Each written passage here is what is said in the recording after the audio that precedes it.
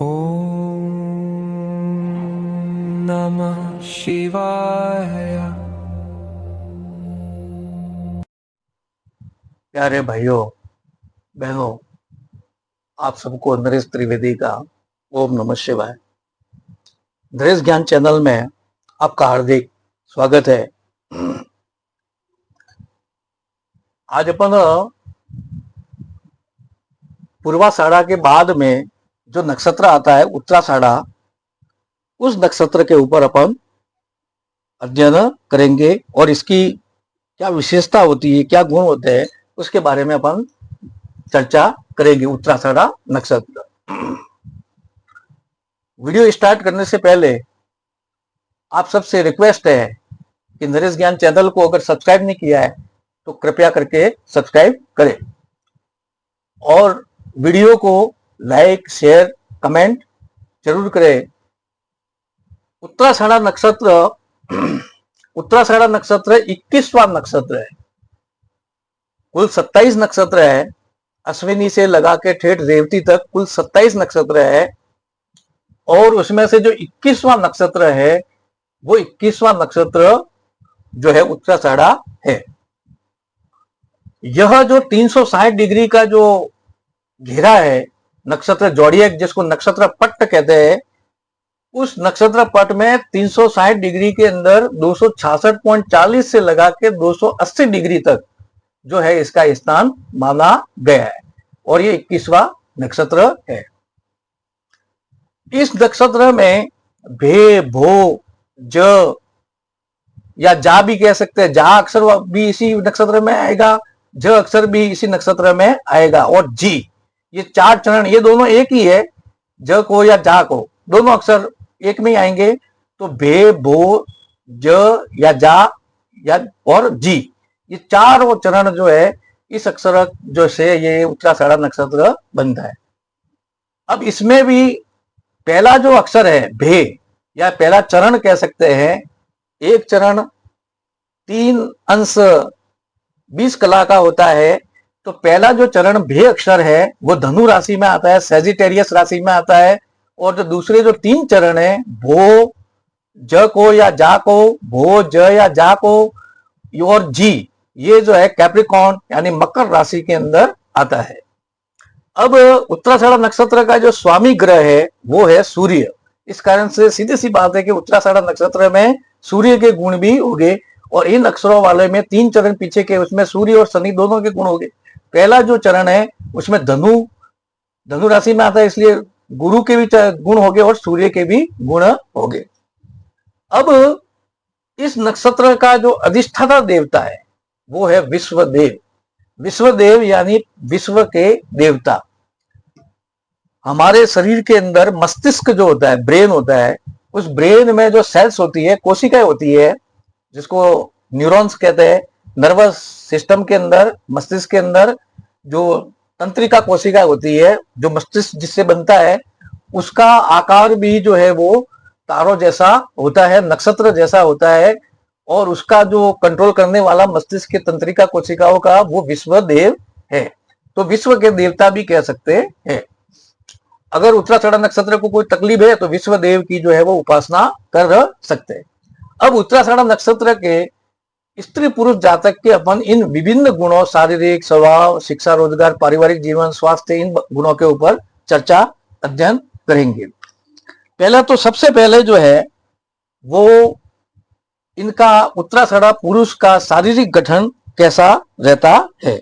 उत्तराषाढ़ा पुरुष का शारीरिक गठन, तो इनका शरीर सही अनुपात में होता है, मतलब न तो ज्यादा लंबाई और चौड़ाई के हिसाब से सही अनुपात रहता है। चौड़ा इनका सिर होता है, जो सिर होता है, सिर का भाग वो चौड़ा होता है और कद जो होता है वो लंबा होता है। वो लंबे के अनुसार, लंबाई के अनुसार ही उनका जो है वो वेट भी होता है, यानी सही अनुपात जो है वो होता है।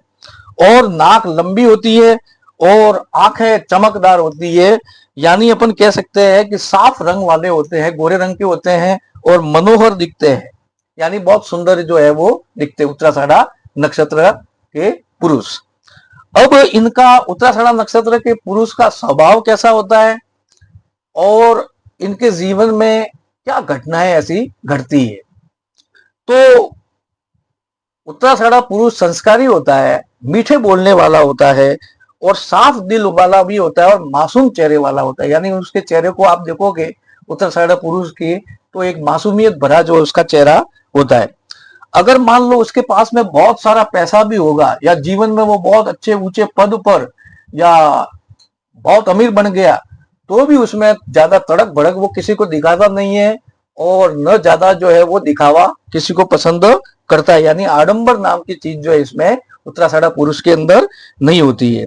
और पहनावा साधारण रखता है, ज्यादा तड़क भड़क वाला नहीं।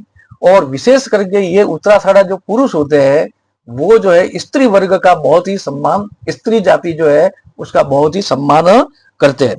अब धार्मिक प्रवृत्ति का होता है, क्योंकि शनि और गुरु ये दोनों जो है ज्ञान और वैराग्य के, तो इस कारण से उत्तराषाढ़ा पुरुष में शनि और गुरु के गुण आएंगे।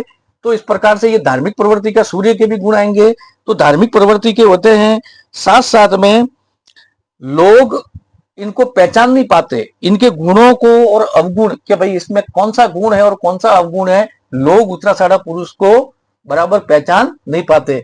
जब लोग बार बार उस उत्तराषाढ़ा पुरुष से मिलते हैं तब जाके वो कुछ निश्चित गुणों के बारे में निश्चितता से वो जान सकते हैं। और देखा गया है कि उनकी पीठ पर, उत्तराषाढ़ा पुरुष के या तो पीठ के ऊपर या फिर कंधे के ऊपर, पीठ के ऊपर, पीठ यानी कंधे वाला पीठ जो पीछे वाला भाग है, और या फिर चेहरे के ऊपर जो है वो तिल का निशान रहता है।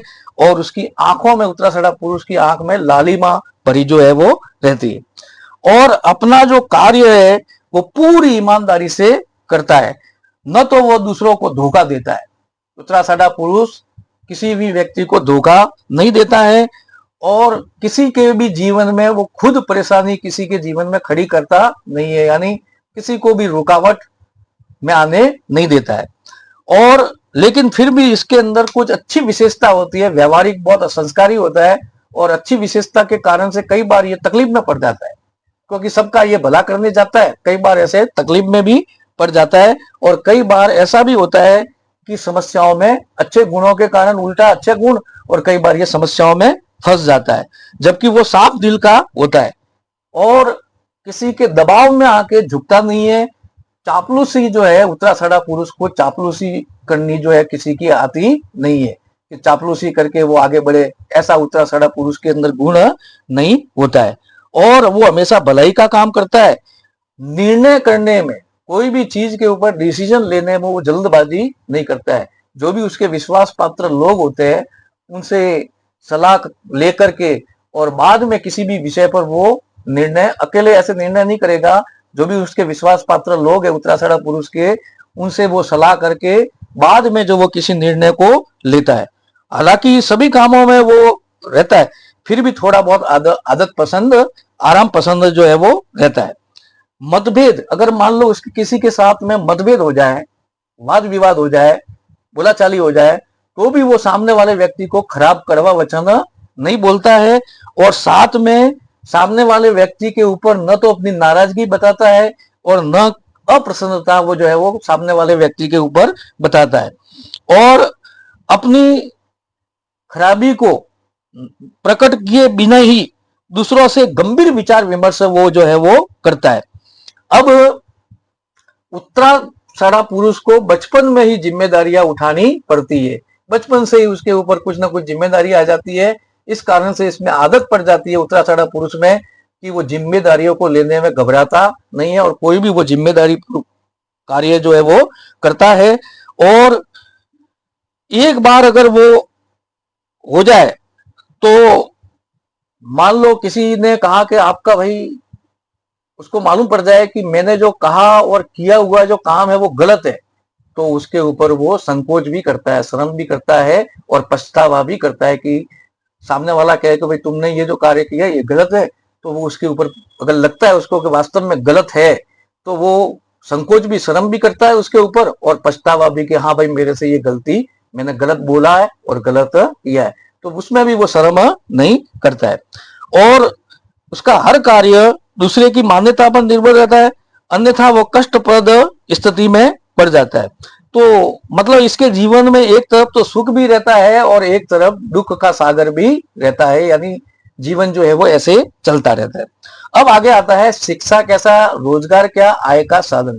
पहले तो इसके बारे में ये कि अगर उत्तराषाढ़ा पुरुष किसी के साथ में व्यवसाय कर रहा है और किसी के साथ में साझेदारी पार्टनरशिप में वो व्यवसाय कर रहा है, पार्टनरशिप में, तो पहले उसको पार्टनर की पूरी जांच पड़ताल करने के बाद में ही उस पार्टनर के साथ में उसको साझेदारी करनी चाहिए। नहीं तो अगर मान लो उस पार्टनर के बारे में, साझेदारी के बारे में बराबर विचार नहीं किया और व्यवसाय कर दिया उसके साथ में, तो इसको धोखा भी मिल सकता है। तो पहले अच्छी तरह से साझेदार का जो है वो परख करना चाहिए, नहीं तो कई बार क्या होता है वो जीवन में व्यापार में असफल होता है। इसलिए जिस व्यक्ति के साथ साझेदारी करता है उसकी पूरी अच्छी तरह से जानकारी वो सही है तो ही जो है वो उसके साथ भागीदारी में व्यवसाय करना चाहिए। 32-38 वर्ष तक तो इसको तकलीफ देखनी पड़ती है। 38 वर्ष के बाद में, यानी 38 जो एज होती है उसके बाद में जो है उसको चारों तरफ से लाभ मिलता है, चारों तरफ से लाभ मिलना चालू हो जाता है और धीरे धीरे वो समृद्धि की ओर बढ़ता जाता है। यानी 38 वर्ष तक तो उसको तकलीफ का सामना करना पड़ता है, फिर 38 के बाद में उसका गोल्डन समय चालू होता है।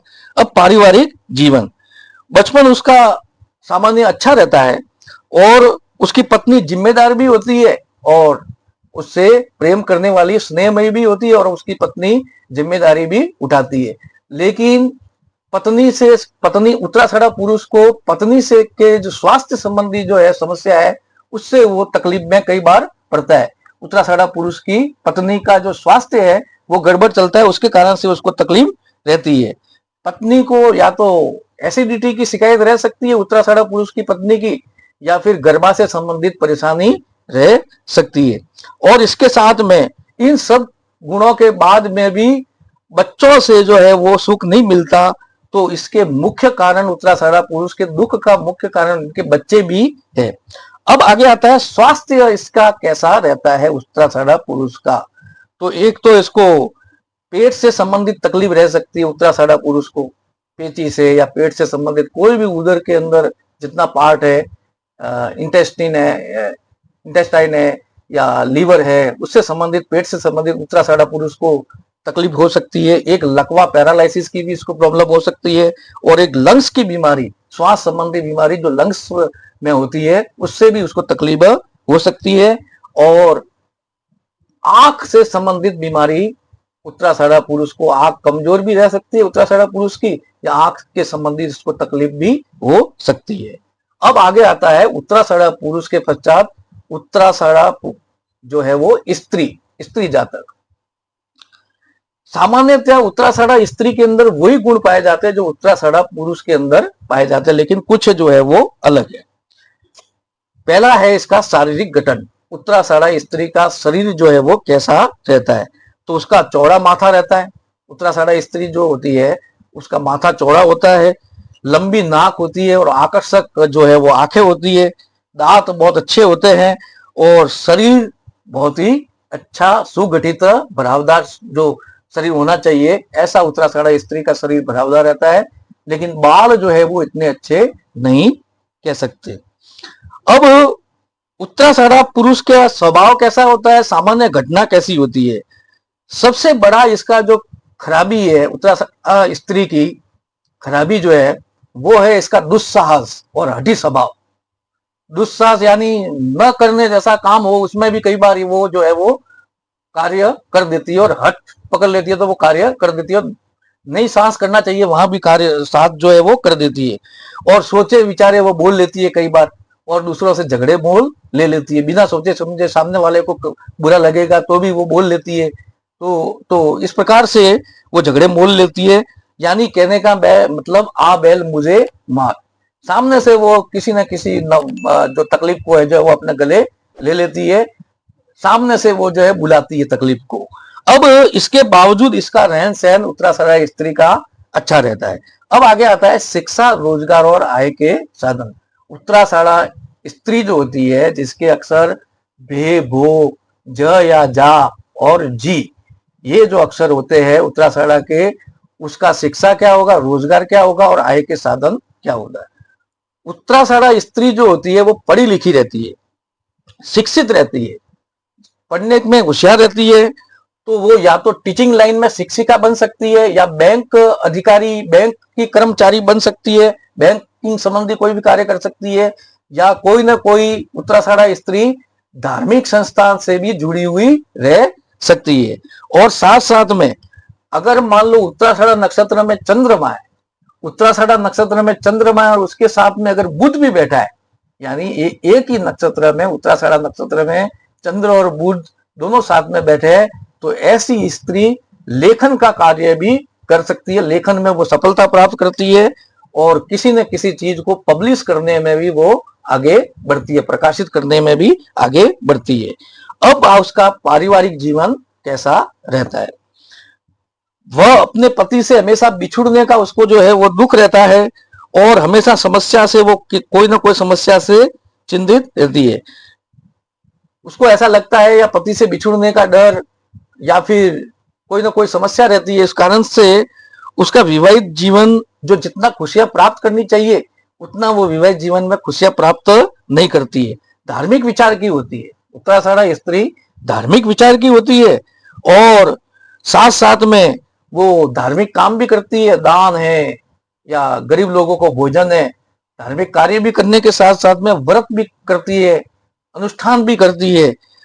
और अगर उत्तराषाढ़ा पुरुष, ये उत्तराषाढ़ा स्त्री का अगर रेवती नक्षत्र और उत्तरा भाद्रपद नक्षत्र के युवक के साथ अगर उत्तराषाढ़ा स्त्री का विवाह होता है, उत्तराषाढ़ा स्त्री का विवाह अगर रेवती नक्षत्र वाले पुरुष और उत्तरा भाद्रपद वाले नक्षत्र वाले पुरुष से होता है, तो इसका वैवाहिक जीवन बहुत अच्छा सुखी रहता है और ऐसा युवक उसको सुख देने वाला होता है।